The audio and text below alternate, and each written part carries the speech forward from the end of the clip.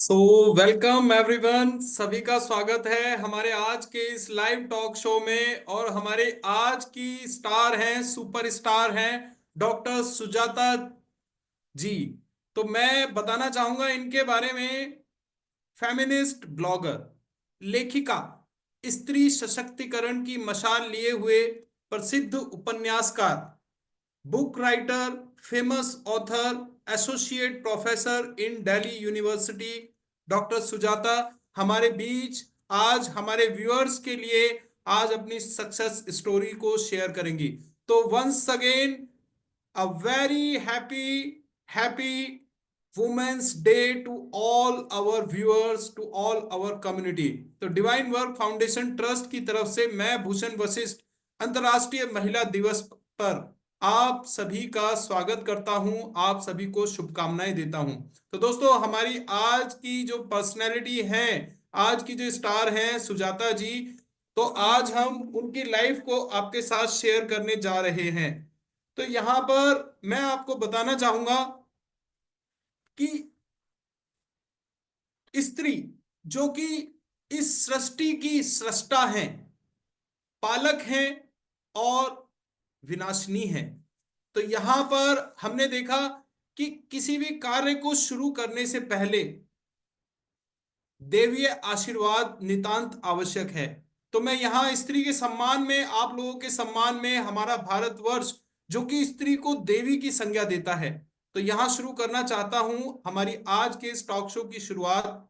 या देवी सर्वभूतेषु विद्या रूपेण संस्थितः, नमस्तस्यै नमस्तस्यै नमस्तस्यै नमो नमः। तो आज अंतर्राष्ट्रीय महिला दिवस पर आप सभी को प्रणाम करते हुए, आप सभी का सम्मान करते हुए, आइए शुरुआत करते हैं हमारे आज के इस टॉक शो की। और हमारी आज की मेहमान डॉक्टर सुजाता चक्रवर्ती जी से हम बात करने वाले हैं। तो नारी शक्ति की मिसाल, आइए आज आपको मिलवाते हैं डॉक्टर सुजाता जी से, जो कि वर्तमान में श्यामलाल कॉलेज में एसोसिएट प्रोफेसर के पद पर काम कर रही हैं। एक जीती जागती मिसाल हैं, प्रेरणा स्रोत हैं कॉलेज में पढ़ने वाले छात्र छात्राओं के लिए समाज में, सोशल मीडिया में और अपने पाठकों के बीच लगातार कुछ ना कुछ पॉजिटिव संदेश, बदलाव लाने का जिनका प्रयास निरंतर जारी है। एक सफल लेखिका, स्त्री सशक्तिकरण की मशाल लिए हुए प्रसिद्ध उपन्यासकार, book writer, a famous author, associate professor in Delhi university, doctor Sujata ji. तो सुजाता मैम, वेलकम है आपका। बहुत शुक्रिया भूषण जी।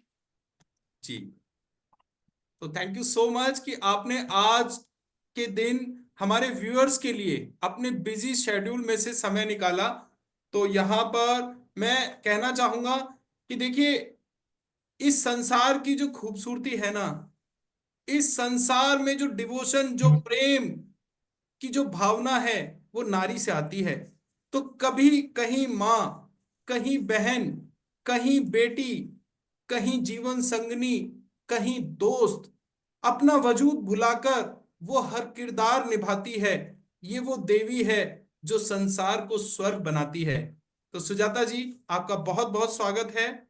और आपकी लाइफ के बारे में, जैसा कि हम अपने व्यूअर्स को बता दें कि आप एक शिक्षाविद हैं और शिक्षण के माध्यम से, अपनी लेखनी के माध्यम से आप एक फेमस बुक राइटर भी हैं।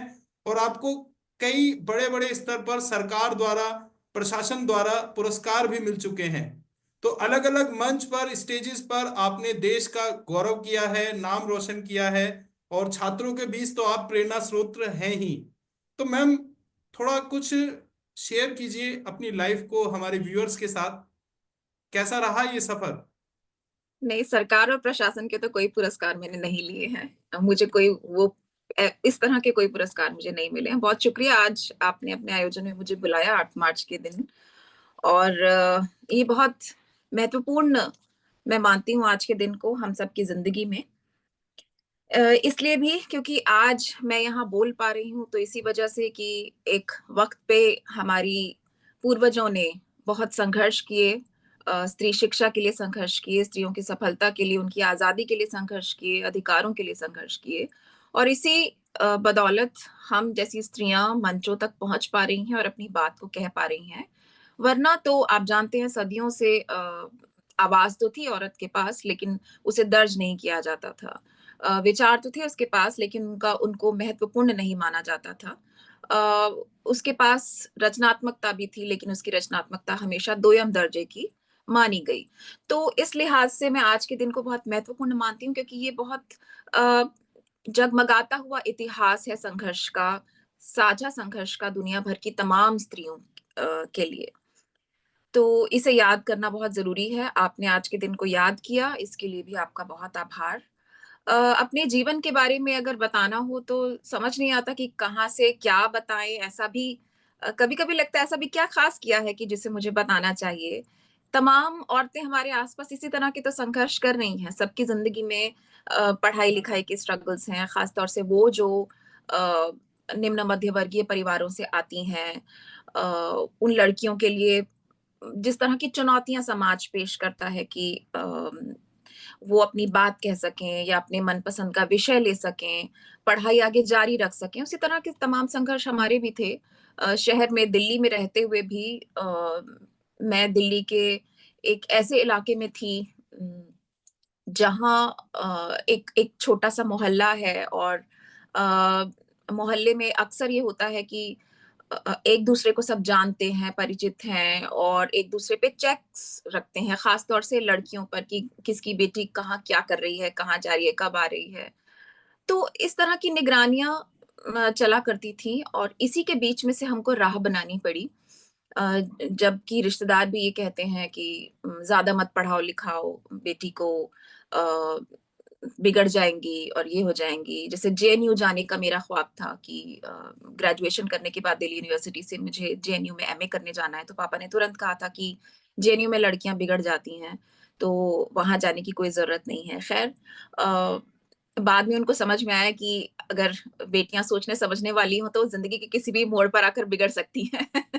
तो उनका बिगड़ने से जो मतलब था, वो शायद वही था जो आम तौर पर सोसाइटी मानती है कि जो औरत अपने व्यूज़ सामने रख सकती है, जो ज़ुबान खोल सकती है, जो अपने हक के लिए लड़ सकती है, उसे बिगड़ी हुई मान लिया जाता है। तो बिगड़ी हुई से उनका भी वही मतलब था कि बहुत ज़बान चलाने वाली। तो सोसाइटी में नहीं माना जाता है कि लड़कियों को मतलब बोलना चाहिए और जवाब देने चाहिए और अपने हक के लिए लड़ना चाहिए। लड़ना अनसीन और चाहिए। अनहर्ड औरतें ही सोसाइटी को चाहिए। वैसी ही सोसाइटी बनाना चाहते हैं हम जहाँ औरतें सुनाई भी कम दें और दिखाई तो बिल्कुल ही मत दें। मतलब जहाँ हो वहाँ पर भी ऐसे रहें कि जैसे नहीं हो। जैसे एक आदर्श वाक्य बेटियों के लिए बोला जाता है ना कि घर में बेटियाँ हैं, हमारी माँ अक्सर कहा करती थीं कि घर में बेटियाँ हों, पता नहीं चलना चाहिए किसी को पड़ोस में। इतना मत खी-खी करके हँसो कि सबको पता चले कि अरे! यहाँ पे लड़कियाँ रहती हैं। तो इसी तरह के माहौल में जो हमारे आस-पास की तमाम लड़कियों का माहौल था, उसी में पले-बढ़े। लेकिन एक हद तक हमारे पेरेंट्स को कह सकते हैं कि वो ऑर्थोडॉक्स रिफॉर्मर तो थे। उनको लगता था कि पढ़ाई ज़रूरी है और लड़कियों को अपने पैरों पे खड़ा होना ज़रूरी है।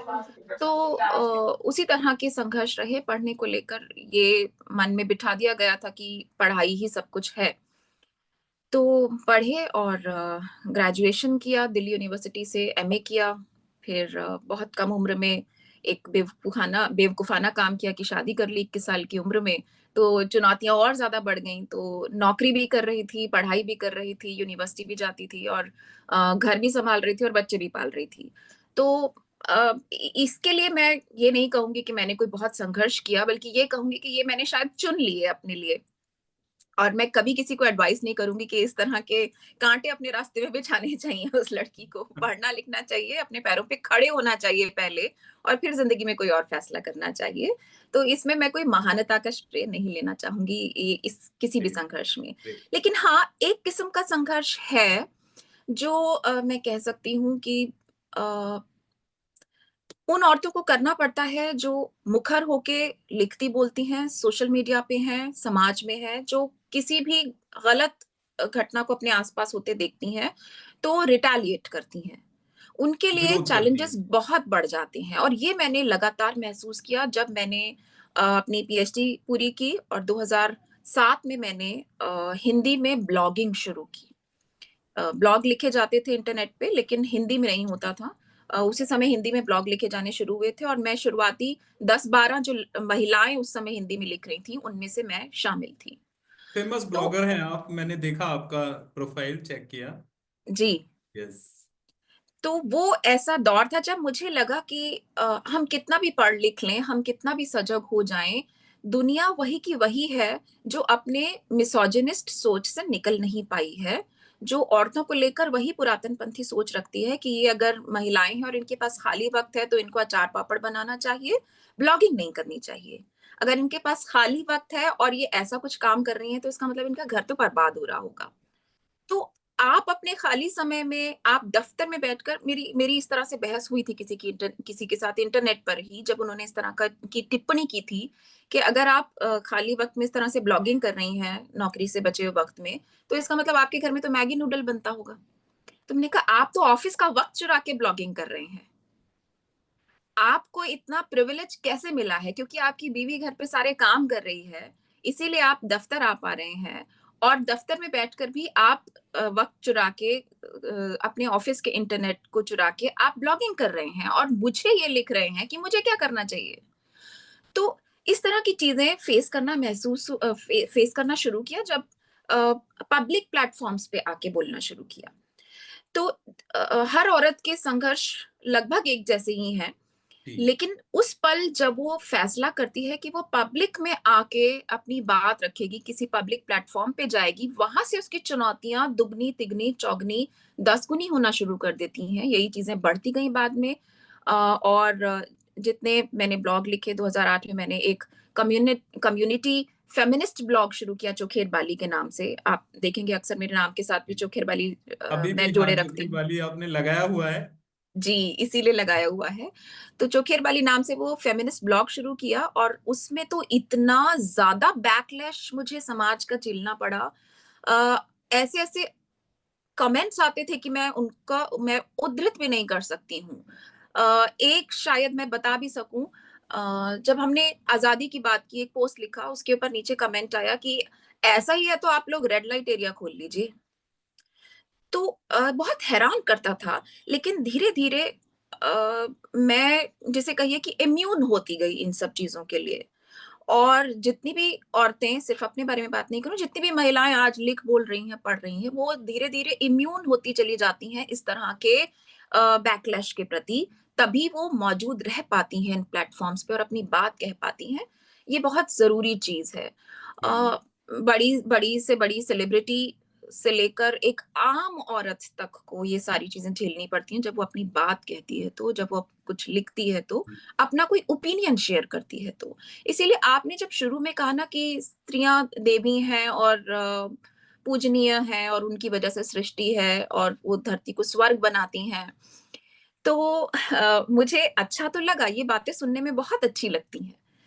लेकिन फिर ये लगता है कि इससे एक तरह का स्टीरियोटाइप बनाते हैं हम स्त्रियों के लिए, और वो स्टीरियोटाइप जो बनता है वो ये कि एक खास रोल में हम स्त्रियों को देखने के आदी हो जाते हैं। इसीलिए जब आप उसको देखते हैं कि लड़ रही है, भिड़ रही है और तर्क कर रही है, तो बहस कर एक्सेप्ट रही नहीं है, कर पाते उस तो सिचुएशन बर्दाश्त को। नहीं होता है। Yes, yes. इसीलिए इसीलिए मैं इन स्टीरियोटाइप्स को बनाने की हिमायती बिल्कुल नहीं हूँ। अगर हम ये ना करें तो हम औरतों के लिए शायद ज़्यादा बड़ा एक दुनिया खोल पाएँगे, जहाँ वो जैसी होना चाहती हैं वैसी हो सकेंगी। बजाय इसके कि जैसे हम उनको देखना चाहते हैं, वो वैसी ही बनी रहें। तो मुझे ये देवी वाला बात सुनना अच्छा तो बहुत लगता है, क्योंकि स्त्रियों को महत्व नहीं मिला। इतनी सदियों से उनको कोई महत्व नहीं मिला। पब्लिक लाइफ में नहीं मिला, सोशल लाइफ में नहीं मिला, पॉलिटिकल प्लेटफ़ॉर्म्स पे नहीं मिला। इसलिए आज जब उनका महत्व का इस तरह से महिमा मंडन किया जाता है, सुनने में तो बहुत ही अच्छा लगता है। लगता है कि हाँ, चलिए कहीं तो हम लेकिन हमें अभी हम वास्तविकता से कोसों दूर हैं, डॉक्टर एग्ज़ैक्टली, सुजाता। ग्रेट। बिल्कुल। तो इसीलिए लगता है कि नहीं, ये हमको और बाँध देता है। हमें थोड़ा-सा महिलाओं को इन विशेषणों से बाहर निकालने की ज़रूरत है, जी। ताकि वो जो हो सकें, ताकि हम उनको उस रूप में भी देख सकें कि वो देवी या स्त्री या माँ या बेटी या पत्नी से इतर भी कुछ है, एक मनुष्य है, एक इंसान है, वैसी ही गलतियाँ कर सकती है जैसे हम कर सकते हैं। हाँ, ग्रेट वैसी ही उसकी ग्रेट। ख्वाहिशें हो सकती हैं जैसी हमारी हो सकती हैं। तो बहुत ही down to earth, straightforward मुझे आपके आपसे ये बातचीत लगी। तो बहुत ही इंटरेस्टिंग होने वाला है हमारा ये पॉडकास्ट, क्योंकि जो मुझे चाहिए था वो है इस बातचीत में, दैट इज ओरिजिनलिटी। तो सुजाता मैम, मेरा अगला प्रश्न आपसे ये है कि आप एक राइटर हैं और कहते हैं कलम की ताकत किसी भी शस्त्र से कई गुना ज्यादा होती है। तो आप जो चाहती हैं उसमें आपकी कलम का क्या योगदान आगे आप करने वाली हैं, क्या विजन है आपका इस बारे में महिला सुधार को लेकर? एक मिनट आप रुकें, एक मिनट। तो यहाँ हमारे व्यूअर्स, आप सभी ने देखा कि कितने कितने ऑनेस्टली मैडम ने इन बातों को रखा कि जो स्टीरियोटाइप कर दिया गया है, महिलाओं को देवी बना दिया गया है इस तरह से, और हालात इसके बिल्कुल उलट हैं, है ना। तो एक इमेज बना दी गई है कि भाई महिला है, कोई गलती होनी नहीं चाहिए, जबकि कहीं ना कहीं इन सब एडजेक्टिव से अलग एक महिला भी एक इंसान है। तो उसे भी अपने जीवन में देखिए उतार चढ़ाव का सामना करना होता है और गलतियां इंसान से होती हैं। लेकिन जब महिलाओं के केस में हमें हमारे समाज को कोई गलती नजर आती है ना, तो वो उस गलती को बर्दाश्त नहीं कर पाते लोग, है ना। जबकि हमें ये नहीं भूलना चाहिए कि a women is also a living being, है ना। तो ये मेल डोमिनेंस सोसाइटी रही है हमारे समाज में, शुरू से ही पुरुषों का वर्चस्व रहा आया है, जो आज बर्दाश्त शायद कुछ लोग हैं जो प्रमोट भी करते हैं, लेकिन कुछ लोग हैं जो इस मेल डोमिनेंस को बरकरार रखना चाहते हैं। और मेरे ख्याल से शायद यही एक सबसे बड़ा हर्डल है महिला सशक्तिकरण में। तो सुजाता मैम, कलम के माध्यम से एक फेमस आप राइटर हैं, ऑथर हैं, बुक राइटर हैं, तो आप किस तरह से समाज में परिवर्तन लाना चाहेंगी? देखिए मैं क्योंकि एक शिक्षक भी हूँ और एक शोधार्थी भी हूँ, एक रिसर्चर भी हूँ फेमिनिज्म की। तो इस नाते मुझे अपना ये कर्तव्य लगता है, ये मुझे अपना कर्म लगता है कि फेमिनिज्म की थ्योरी को और व्यावहारिकता से जोड़ते हुए मुझे सहज उपलब्ध कराना चाहिए पाठकों को। वो जो तलाशते हैं कि फेमिनिज्म का क्या अर्थ है, पेट्रियार्की क्या है, सेक्सुअलिटी क्या है, किस तरह से हमको लैंगिकता को देखना चाहिए, समझना चाहिए, उनके लिए एक सहज भाषा में ये थियरी कैसे उपलब्ध हो सकती है, जो कि उनको अपने जीवन से जुड़ी हुई भी महसूस हो। तो ये मेरी कोशिश थी और स्त्री निर्मिति इस अर्थ में पहली किताब थी जो 2019 में मेरी आई, जिसमें मैंने भारत के संदर्भों में और विदेशी संदर्भों में स्त्रीवाद के इतिहास को थोड़ा-सा मोटा-मोटी तौर पे खंगालने की कोशिश की और उसमें बहुत सारे ऐसे लेख हैं जो दैनंदिन होने वाली जो गतिविधियाँ हैं समाज में, जो घटनाएँ हैं, दुर्घटनाएँ भी हैं और सामान्य रूप से जो चीज़ें चलती रहती हैं समाज में अपनी गति से, उन सब में से मैंने ऐसी चीज़ें चुनी, जिनके माध्यम से फेमिनिज़्म की थियरी पर बात की जा सकती हो। तो वहाँ से शुरुआत की और उसका मुझे अच्छा रिस्पॉन्स मिला और लगातार क्योंकि शिक्षक हूँ तो ऐसे सवाल विद्यार्थियों के, शोधार्थियों के मेरे सामने आते रहते हैं कि मैम ये और ये सब चीज़ें क्या हैं? तो मुझे लगता है कि ये कर्तव्य है मेरा कि मैं एक हस्तक्षेप करती रहूँ लगातार, जो पढ़ती हूँ, समझती हूँ, जो शोध करती हूँ, उसको दूसरों तक सहज तरीके से पहुँचा सकूँ। एक कहीं मन में ये भी बात थी कि जब मैं रिसर्च कर रही थी तो जेंडर पर जो किताबें हैं, थियोरेटिकल किताबें हैं जेंडर पे, वो बहुत मुश्किल भाषा में और बहुत महँगी किताबें मुझे मिली। हज़ारों-हज़ारों में उनकी कीमतें होती थीं। एक दिन तो मैं बहुत ही सरप्राइज़ थी, मुझे 1 लाख रुपए की एक किताब दिखी, तो जिसको मैं तलाश रही थी। तो मुझे लगा कि जेंडर जैसे विषय पर जब हम बात करते हैं, तो वो किताबें इतनी महँगी क्यों होनी चाहिए? और वो ऐसी भाषा में क्यों होनी चाहिए कि उनको हम ना समझ सकते हों? आम लोग कम से कम आम औरतें जो थोड़ी बेसिक पढ़ी-लिखी हैं, ग्रेजुएट हैं, पोस्ट ग्रेजुएट हैं, वो भी ना समझ सकती हों। तो ऐसा क्यों होना चाहिए? तो एक ये मन में था कि ऐसे किताबें जो थियोरेटिकल किताबें हों, उनको अपनी भाषा में, खासतौर से हिंदी में, हिंदी की ही मैं लेखिका हूँ और जी। हिंदी ही पढ़ाती हूँ, तो मैं हिंदी के पाठक वर्ग से परिचित हूँ, हिंदी में जो स्त्रियां पढ़ना चाहती हैं उससे परिचित हूँ, और हिंदी में जो शोधार्थी सामग्री चाहते हैं जिसकी, उससे परिचित हूँ। तो मुझे लगा कि ये मेरा फर्ज है, मुझे ये करना चाहिए। सरल और भाषा में अनुवाद। हाँ, सरल भाषा में अनुवाद। नहीं, अनुवाद नहीं है ये मौलिक लेखन है। मैं रिसर्च करती हूँ और ये सारी रिसर्च की किताबें हैं, अनुवाद की नहीं है। तो उन्हें आप इनके ट्रांसफॉर्म करके पेश करते इनके हैं। नहीं, थियरी है, थियरी को मैं समझती हूँ और जी। थियरी को समझ के अपने इनपुट्स के साथ मैं उन किताबों में दर्ज करती हूँ। आप किताबें देखेंगे तो आपको समझ में आएगा। जैसे आर्टिकल लिखना, जैसे मान लीजिए कि अभी रेप्स पर जो लगातार बलात्कार की जो घटनाएं आती हैं, बर्बर रेप्स होते हैं, तो इन पर मेरी फेमिनिस्ट प्रतिक्रिया क्या होगी? मैंने जी। तमाम थियोरीज पढ़ी हुई हैं, सारा जो भी ज्ञान है, लेकिन वो ज्ञान को एज इट इज तो मैं नहीं दे सकती हूँ ना। उन चीजों से मैंने समझा कैसे, मैं उसको कैसे एनालाइज करती हूँ। बेसिकली वो एनालिसिस है, विश्लेषण है, उसके बैकग्राउंड में एक थियोरी है। तो ओके। मतलब अगर मैं कुछ कहती हूँ कि बलात्कार एक सेक्सुअल पॉलिटिक्स है और ये सेक्सुअल एक्ट नहीं है, ये वायलेंस है, यस। तो जब मैं ये कहती हूँ, तो इसके पीछे एक थियरी है, एक पूरी तरह से विकसित थियरी है।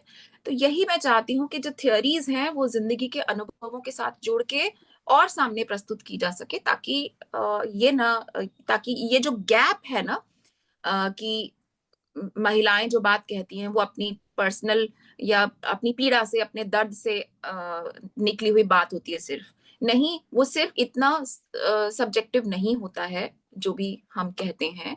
फेमिनिज्म के पास अपनी एक पद्धति है चीजों को एनालाइज करने की, टूल्स हैं चीजों को एनालाइज करने के, और उन टूल्स का इस्तेमाल करते हैं। तो मैं अगर थियोरी मैंने पढ़ी है, तो वो थियोरी मुझे दरअसल औजार दे रही है सिर्फ। जी। तो आपके हाथ में पेचकस हो सकता है, लेकिन उसको इस्तेमाल तो आप अपनी अक्ल से करते हो ना, कि कहाँ कैसे होना है। तो थ्योरी मेरे लिए वो औजार है, और जो घटनाएं मुझे दिखाई देती हैं उनको मैं अपने उस थ्योरी के बेस पर परखती हूँ और सामने रखती हूँ। तो दैट इज नॉट अनुवाद, वो शोध है, वो विश्लेषण है, एनालिसिस वो है। विवेचन यस है। यस। Great great. तो काफी गहराई से आप अपने विचार प्रस्तुत कर रही हैं डॉक्टर सुजाता। और मैं देख रहा हूँ जागरूकता लाने में जो आपका ये कार्य है ये बहुत ही सराहनीय है। क्योंकि कहीं ना कहीं महिलाओं को हीन बनाने की कोशिश की जाती है, पर्टिकुलर उसकी एक स्टीरियोटाइप इमेज रखकर, या किसी भी तरह का कोई सेक्सुअल असॉल्ट किसी महिला के साथ हो जाता है तो वहां पर भी उस महिला पर ही दोषारोपण किया जाता है ना। तो इट्स अ पॉलिटिक्स, तो काफी हद तक मैं समझ पा रहा हूं। तो मेरा अगला सवाल doctor Sujata, being an associate professor, women empowerment में स्कूल कॉलेज एजुकेशन कहाँ तक मैटर करती हैं, कितना योगदान आप महसूस कर रही हैं? देखिए, एक योगदान तो यही है कि इन्हीं स्कूल कॉलेजेस ने पढ़ा के मुझे यहाँ बैठाया है। मैं यहाँ पहुंची हूँ तो शिक्षा लेकर वहां से, और जिसे कहते हैं ना, इक्विप्ड होके, इनेबल होके मैं वहां से पहुंची हूँ। तो अगर हायर एजुकेशन तक पहुंच पाती हैं लड़कियां, तो ये उनको सबल तो करता है, मजबूत बनाता है। और कभी-कभी हो सकता है कि तुरंत प्रभाव से ये असर न दिखाए, लेकिन ज़िंदगी के किसी मोड़ पर जाके लड़कियों के अंदर ये भावना ज़रूर पैदा करता है कि मैंने इतना पढ़ा-लिखा और इतना संघर्ष किया जीवन में, मैंने इससे अर्जित क्या किया? मैंने वही सब रेपिटिटिव काम किए जो सदियों से लड़कियां करती चली आ रही हैं। मैंने अपनी अस्मिता, अपनी आइडेंटिटी के लिए तो कुछ भी नहीं किया। तो उम, अच्छा लगता है जब लड़कियां उन्हीं 3 सालों में जागरूक होती हैं, और आप फर्स्ट ईयर में देखते हो कि वो बहुत दबी हुई और बहुत संकुचित, बहुत घबराई हुई सी पहुँचती हैं। लेकिन थर्ड ईयर तक आते-आते आप देखते हो कि वो थोड़ी-सी वाचाल हो गई हैं, सवाल करने लगी हैं, जागरूक हो गई हैं, और अपने क्लासमेट से भी वो बहस करती हैं, पार्टिसिपेट करती हैं, आगे आके बढ़कर मंच तक पहुँचती हैं। तो अच्छा लगता है, फिर लगता है कि ना, ये जो प्लेटफ़ॉर्म मिल रहा है हायर एजुकेशन का, ये मदद कर रहा है।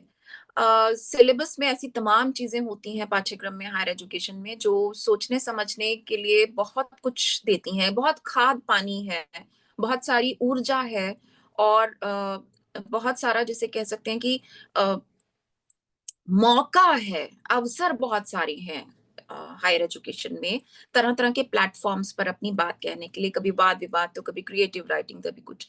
तो ओवरऑल पर्सनालिटी को डेवलप करने के लिए तमाम मौके स्कूल्स यूनिवर्सिटी में मौजूद होते हैं, सिलेबस में, पाठ्यक्रम में मौजूद होते हैं।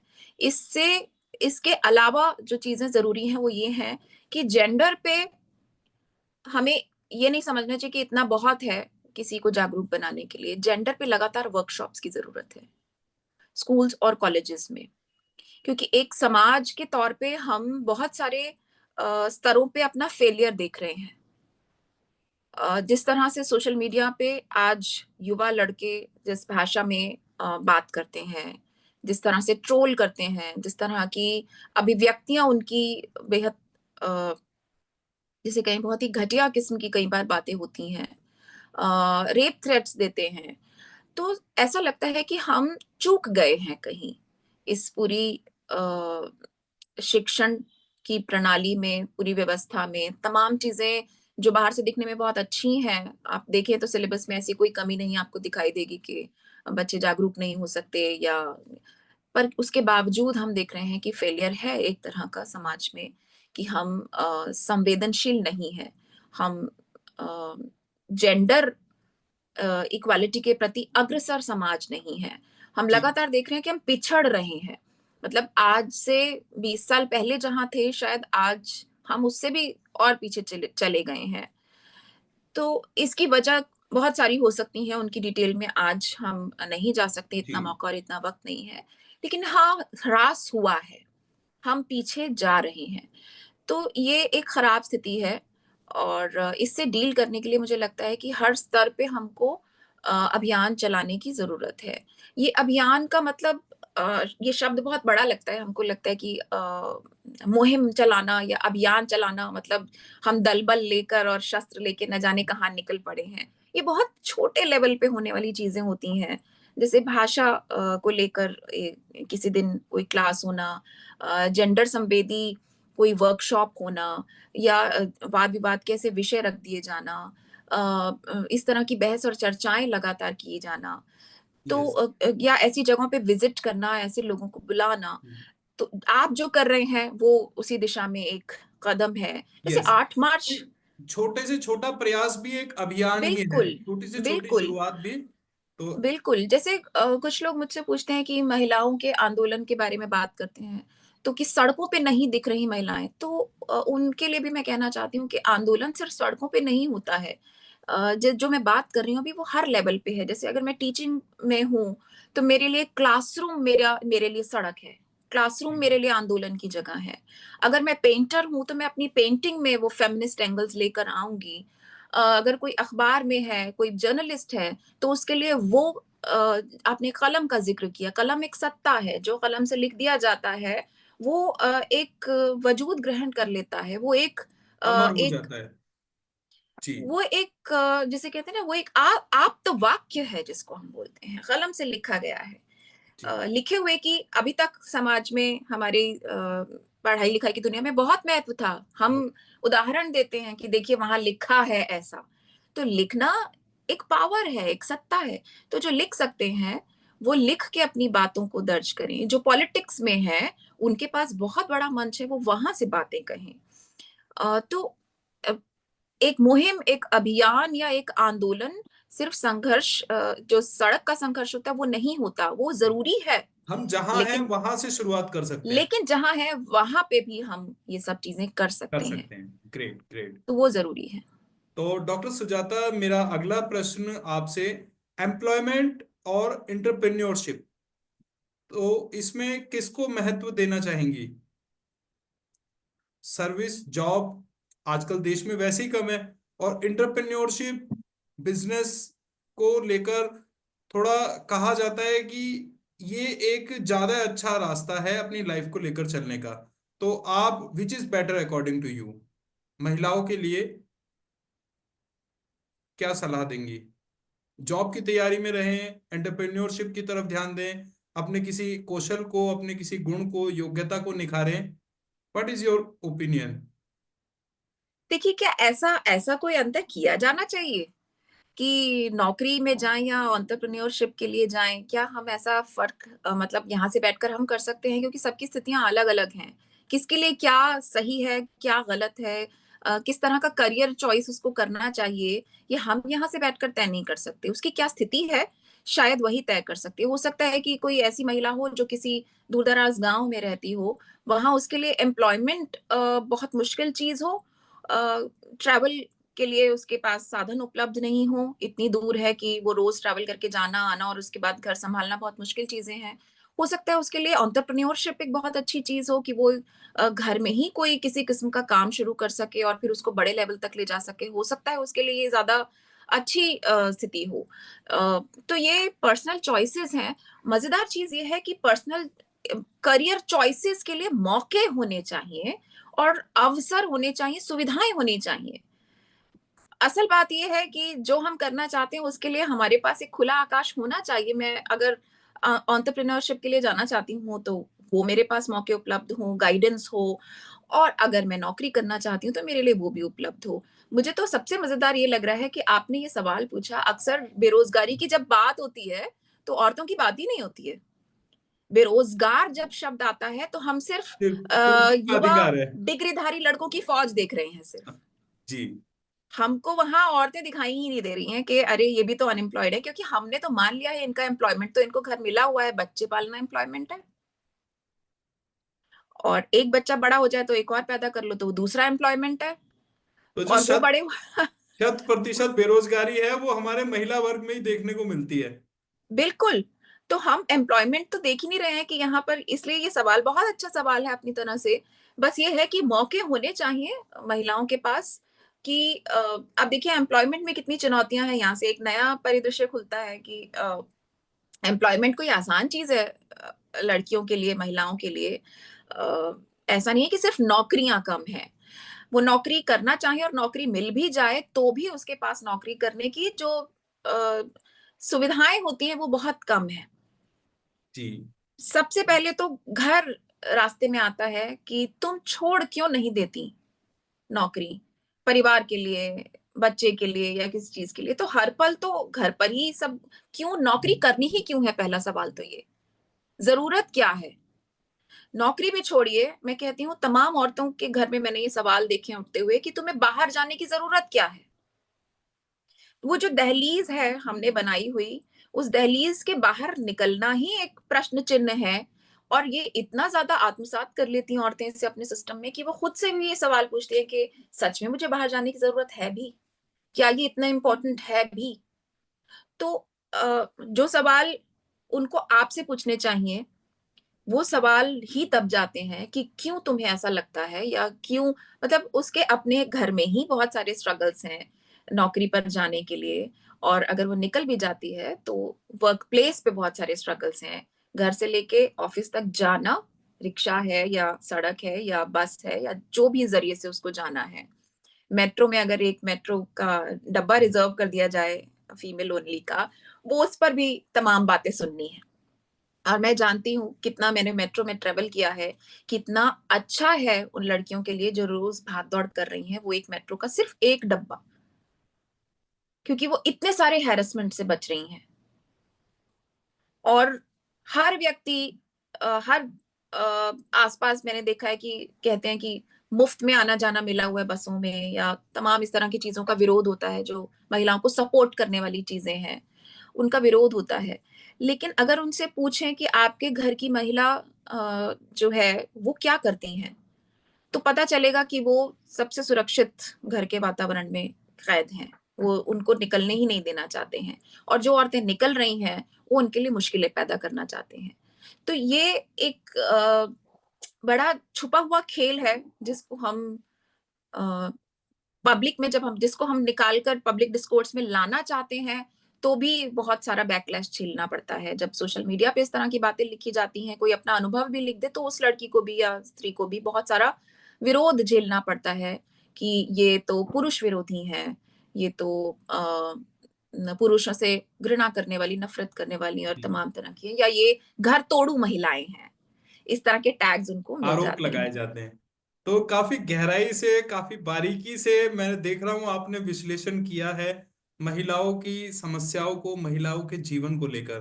और वो कहते हैं ना कि फ्रीडम हमें 1947 में मिल गया था, लेकिन आपकी बातों से मैं देख पा रहा हूं कि शायद वो आजादी आज भी हमारे महिला वर्ग को नहीं मिल पाई है। तो मैं यही, मेरा अगला सवाल डॉक्टर सुजाता, कि युवा लड़कियों को आप क्या सलाह देना चाहेंगी इस एनवायरनमेंट में, जब उन्हें खुद को भी प्रूव करना है, एस्टेब्लिश भी करना है और समाज के साथ भी चलना है, क्योंकि एक बहुत बड़ी जिम्मेदारी है जो महिलाओं के ऊपर समाज ने, आप कह सकते हैं, थोपी हुई है, जैसा कि अब आपकी बातों से मुझे प्रतीत हो रहा है। थोपी हुई कहेंगे, क्योंकि एक पर्टिकुलर एक इमेज में ढाल दिया गया है। तो अब उससे बाहर भी आना है और एक तारतम्य भी बनाकर चलना है अपने परिवार के साथ, समाज के साथ। तो क्या सलाह देना चाहेंगी आज की हमारी युवा पीढ़ी को? देखिए, लड़कियां हो या लड़के, मैं कहूंगी थोपा हुआ तो कुछ भी नहीं लेना चाहिए। अगर आपके ऊपर थोपी जा रही हैं चीजें तो वो तो नहीं लेनी चाहिए। और सबसे जरूरी है ये कि आप शिक्षित हों, आर्थिक रूप से आत्मनिर्भर हों और अपने आप को लगातार बेहतर बनाने की कोशिश करें। सिर्फ इतना काफ़ी नहीं है कि आपने पढ़ लिख लिया और आप एक अदद आपको नौकरी मिल गई, या अगर आप नौकरी नहीं भी करते हैं, घर पर भी हैं, ये आपकी पर्सनल चॉइस है, आपका चुनाव है। लेकिन यहाँ पे बातें ख़त्म नहीं होती। खुद को बेहतर बनाने की कोशिश हमेशा जारी रहनी चाहिए। आप होम मेकर हैं या आप वर्किंग वुमन हैं। वैसे तो सभी वर्किंग वुमन हैं, जो घर पे है वो भी वर्किंग है, जो बाहर जा रही है वो भी वर्किंग है, वो सब भी। अपने-अपने लेवल पे तरह-तरह के काम कर रही हैं। जहाँ पे भी काम कर रही हैं, पढ़ लिख रही हैं, अपने आप को और बेहतर बनाने की कोशिश करें। सिर्फ एक बात कहूँगी कि खुद से कड़ी अपेक्षाएँ रखें। अपने आप से टफ एक्सपेक्टेशन करें। मैं ये कर सकती हूँ का भरोसा रखते हुए, जितना इस दुनिया में सुंदर है, जितना इस दुनिया में अच्छा है, वो सब आपके लिए उपलब्ध हो जाएगा। आप अगर लगातार मेहनत करते रहेंगे अपने ऊपर, इसलिए आत्मविश्वास बहुत ज़रूरी है और अपने से दृढ़ होकर अपेक्षाएँ रखना ज़रूरी है। मतलब दुनिया की अपेक्षाओं पर तो खरे उतरती ही नहीं हैं। खुद से खुद की अपेक्षाओं पे खरे उतरना बहुत ज़रूरी है। Wonderful, great. तो यहाँ पर सुजाता जी, मुझे याद आ रहा है कि खुद को बेहतर बनाने की इस दौड़ में लगे रहना है। और वो कहते हैं, बेहतर से बेहतर की तलाश करो, मिल जाए नदी तो समंदर की तलाश करो, टूट जाता है शीशा पत्थर की तो चोट से, तोड़ दे जो पत्थर को, ऐसा शीशा तलाश करो। तो अपने व्यक्तित्व को मजबूत करना है, आगे बढ़ना है। वुमेन्स डे पर बहुत ही एम्पावरिंग आंसर्स हमें आपसे मिल रहे हैं। तो थोड़ा बहुत कुछ सलाह हमारी गृहिणियों के लिए जो घर में बंद है, क्योंकि देखिए इतना जो हम ओपन जो थिंकिंग है, वो इस शहर के कॉन्टेक्स्ट में तो अच्छी है, जहां शिक्षा मिल रही है लोगों को, पर्याप्त साधन है आगे बढ़ने के। लेकिन देश का एक बहुत बड़ा हिस्सा ग्रामीण भारत के रूप में आज भी, जहां ना एजुकेशन है, ना रिसोर्सेज हैं, तो महिलाएं बंधी हुई हैं, कैद हैं घर की चार दीवारी में। तो उन महिलाओं के लिए क्या संदेश देना चाहेंगी, जो आज भी, जिनके लिए सपना है अपने घर की दहलीज को लांघना, तो वो किस तरह से बाहर आए, किस तरह से अपने व्यक्तित्व को निखारें और समाज में सम्मान की दृष्टि से देखी जाए? सपना ज़रूर देखते रहें। यस। कितनी भी बंद दीवारें हों, कितने भी बंद दरवाजे हों, सपना ज़रूर देखते रहें, क्योंकि जिसका सपना देखना जारी रहता है, जो सपने देखना बंद नहीं करता है, उसके लिए कहीं न कहीं ये रास्ते खुलते हैं। ये बेचैनी उसके अंदर बरकरार रहती है कि मैं एक दिन अपने लिए रास्ता ज़रूर बनाऊँगी। जिस दिन सपने मर जाते हैं ना, उस दिन सब कुछ खत्म हो जाता है। पाश की वो खूबसूरत कविता भी है कि सबसे खराब है सपनों का मर जाना। तो जिस लड़की की आँखों में सपने जगमगाते हैं, उसको आप बहुत बंद नहीं रख सकते। वो उन दीवारों को, दरवाज़ों को, खिड़कियों को फरलांग के निकलेगी किसी ना किसी दिन बाहर। तो ये कोशिश असल में पेट्रियार्की कोशिश इन्हीं सपनों को मारने की, खत्म करने की कोशिश करती रहती है कि ये सपने खत्म हो जाएं। इसलिए सबसे जरूरी है कि हमको ट्रेनिंग, जो अपनी बच्चियों की ट्रेनिंग है, वो अलग तरीके से करनी है। आपकी ज़िंदगी घुटी हुई है, बंद है और उसमें बहुत सारे सपने तिलमिला रहे हैं, अंदर तड़फ रहे हैं, तो कम से कम अपनी बेटियों को वो एक बड़ा आकाश देने की कोशिश करें, उनके लिए खड़ी हों, अपने आस-पास की औरतों के लिए खड़ी हों। देखिए, सामूहिकता एक बहुत इम्पोर्टेंट चीज़ है। हम अक्सर जितना अकेला कर दिए जाते हैं, उससे ज़्यादा हम खुद को अकेला मान लेते हैं। तो जितना दूसरी औरतों के साथ, जैसे परिवार की ही औरतों के साथ जुड़ना और अपनी आने वाली जो पीढ़ी की लड़कियां हैं, उनके लिए एक बड़ा आकाश खोलना, उनको मौके देना, उनके समर्थन में खड़े रहना, बजाय इसके कि बाप क्या बोलेंगे, वो कैसे रास्ता रोकेंगे, वो कैसे टोकेंगे, समाज क्या बोलेगा, ये सारी चीजों से अपने आप को मुक्त करेंगी, तो बहुत बहुत कुछ चीजें बदल सकती हैं। इसमें हम जो प्रशासन और सरकार का जो पक्ष है, अ, वो बहुत बड़ा पक्ष है, जिस पर हम, मुझे नहीं लगता कि आज मौका है कि कि इतनी सारी बात हम कर पाएँ, करनी चाहिए इतना डेप्थ हमको में करनी कि चाहिए पर जा नहीं पाएंगे। आज हो नहीं पाएगा उतना, लेकिन ये बहुत इम्पोर्टेंट चीज़ है कि ऐसी जो स्त्रियाँ हैं, उन यही तो सशक्तिकरण है और क्या है एम्पावरमेंट। जिसके पास मौके नहीं है, उसको मौके मिल सकें। एजुकेशन का मौका नहीं है तो उसे एजुकेशन का मौका मिल सके, नौकरी का नहीं है नौकरी का मिल सके, और अगर वो अपना कोई बिजनेस खड़ा करना चाहती है वो उसे मिल सके, जो वो जीवन में करना चाहती है लेकिन वो उसको समाज कमजोर करता है, उसको समर्थन देना एम्पावरमेंट है। तो जी। सरकार की एम्पावरमेंट की बहुत सारी स्कीम्स हैं जो ये कोशिशें करती रहती हैं। इसके बावजूद एक लेवल पे ये बहुत पर्सनल है, जहाँ एक औरत हिम्मत दे और दूसरी औरत, जैसे दीप से दीप जलता है, एक औरत से दूसरी औरत को हिम्मत मिलनी चाहिए, बजाय इसके कि वो एक दूसरे के लिए एक गड्ढा खोदें या एक दूसरे के लिए मुसीबत खड़ी करें। और अपनी आने वाली जनरेशन के साथ हमको बहुत काम करना पड़ेगा, अपनी बेटियों के साथ, ताकि देखिए, एक ज़िंदगी दबी है, घुटी है, वेस्ट हो रही है, ये एक बात है, लेकिन उसको मलाल भी नहीं है इस बात का, ये सबसे खराब चीज़ है। खराब चीज है, खराब बात है। तो यहाँ कम पर से कम मैं इतना उसको जागरूक बना दें, इतना उसको प्यार दें और इतना उसको दुलार दें, इतना उसको समर्थन दें, माँ होने के नाते कम से कम अपनी बेटियों को, कि उनको मलाल तो हो कम से कम कि कुछ गलत हो गया। जी, हम ऐसी पीढ़ी की औरतें देख रहे हैं जिन्होंने ज़िंदगियाँ वेस्ट कर दी हैं और उनको ज़रा भी उनके माथे पे शिकन नहीं आई कि फिक्र हमने क्या नहीं। कर दिया अपनी ज़िंदगी के साथ। यहाँ पर डॉक्टर सुजाता एक, इसको प्लीज अलग ना लीजिएगा, मुझे जेम्स थर्बर का एक वाक्यांश याद आता है। तो फेमस राइटर है जेम्स थर्बर, उन्होंने लिखा कि नेवला सांपों का मित्र बन गया। नेवलों ने बहुत समझाया कि भाई तू मत उस तरफ जा, दे आर अवर एनिमीज, लेकिन नेवला नहीं माना। उसे कुछ गुण दिखाई दिए, तो एटलीस्ट बाद में सभी ने मिलकर उस नेवले को मार डाला। तो यानी यदि आप समाज को फॉलो नहीं कर रहे हैं ना, तो आप समाज के द्वारा ही मार दिए जाएंगे। तो बड़ा मुश्किल है समाज की इन धारणाओं से बाहर निकल कर आना, जिसके लिए आप प्रयासरत हैं। और मैं सैल्यूट करता हूं, आपके इसी जज्बे को सलाम करता हूं, क्योंकि बहुत गहराई से बहुत गूढ़ विषयों पर आपने आज चर्चा की है महिला अधिकारों को लेकर। तो अब हम अपने रैपिड फायर राउंड की तरफ जाएंगे। और आपकी बातों से एक चीज और मुझे समझ में आई, मैं उसे भी कोट करना चाहता हूं, कि समाज में कहीं ना कहीं एक कहावत भी है कि महिलाएं महिलाओं को, आप दुश्मन कह लीजिए या रास्ता रोकने वाला कह लीजिए, तो एक दूसरे की सपोर्ट से ही आगे बढ़ा जा सकता है, दीप से ही दीप को जलाया जा सकता है। तो ये एक बहुत ही अच्छा मैसेज है कि सभी महिलाओं को, क्योंकि अधिकार तभी प्राप्त होते हैं जब हम उनकी दिशा में प्रयासरत होते हैं, एक दूसरे का सहयोग करते हैं, अपने सपने को बनाए रखें। तो बहुत ही वंडरफुल, बहुत ही एम्पावरिंग मैसेज आपने आज दिया है। रैपिड फायर राउंड हम शुरू करते हैं, जिसमें कुछ क्वेश्चंस हम आपके सामने रखेंगे, वन वर्ड आंसर आपको देना है, जल्दी जल्दी हमारा ये राउंड चलेगा। तो are you ready for this? जी। जी। तो डॉक्टर सुजाता खुद को किस रूप में देखती हैं? समर्थ। जी। Your source of inspiration? Books. जीवन में सबसे जरूरी किसे मानती हैं? मन की आवाज। जीवन में आगे बढ़ने का मंत्र। आत्मविश्वास। जीवन का सबसे बड़ा दोस्त। आप खुद।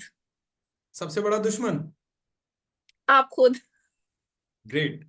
आगे बढ़ने का सफलता का फार्मूला आपकी नजरों में। लगातार मेहनत। एक स्त्री के लिए जरूरी क्या है सबसे पहले? शादी, कैरियर, बच्चे या आत्मनिर्भरता? आत्मनिर्भरता। आपके जीवन का सबसे बड़ा सपना। दुनिया की तमाम औरतों को पेट्रियार्की के खिलाफ देखना। Who is your ideal person in your life? Pandita Ramabai. आपकी ताकत। विचार। आपकी कमजोरी। हम्म, कमजोरी। ज्यादा सोचना। आपको महिलाओं की सहयोगी कहा जाए या पुरुषों का दुश्मन? ये इंस्टेंट आया अभी। एक समझदार औरत किसी की दुश्मन नहीं होती।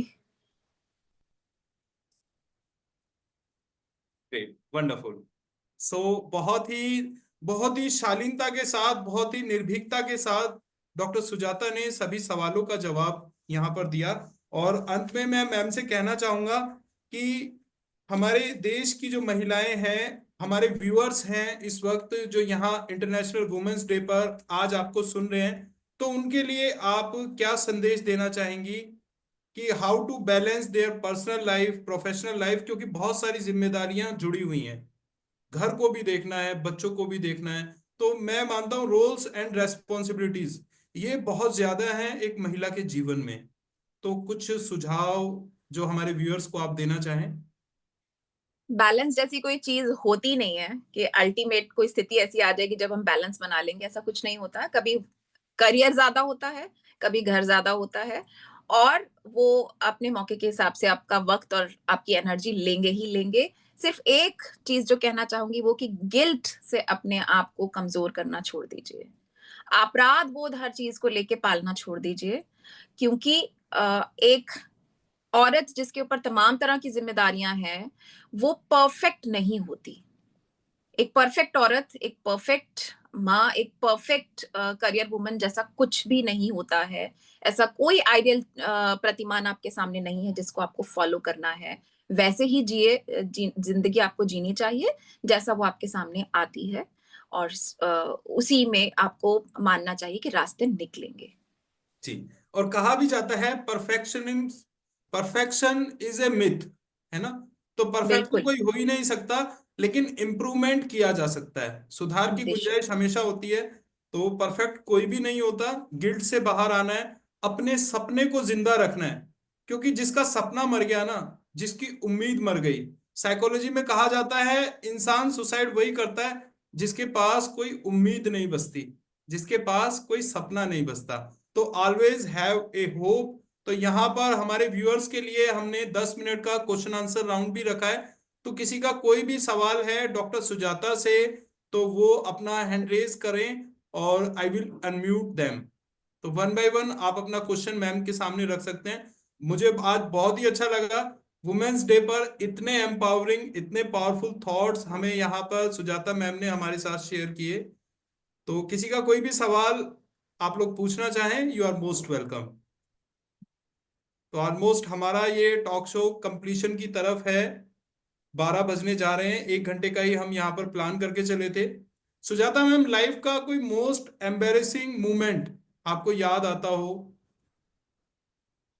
एम्पावरिंग मोमेंट, आपको प्राउड फील हुआ हो बीइंग ए वुमेन कि यस मैंने कर दिया, मैंने कर दिखाया? एम्बेरसिंग की तो लाइन है कि किस किस को याद मोस्ट करेंगे। मोस्ट मेमोरेबल, जो नहीं, इंस्पायर ऐसा भी कर पाए हमारे व्यूअर्स को कि हाँ देखिए महिलाएं कुछ ये भी कर सकती हैं। मोस्ट एम्बेरसिंग या मोस्ट एम्पावरिंग पूछ रहे हैं? एम्पावरिंग, एम्बेरसिंग, विच एवर आप कंफर्टेबल जिसके भी साथ हैं। एम्बेरसिंग तो बहुत, मतलब एक एक दिन में एक औरत की जिंदगी में कई सारे एम्बेरसिंग मोमेंट्स आते हैं। तो ऐसा तो कुछ खास मुझे नहीं याद आ रहा है।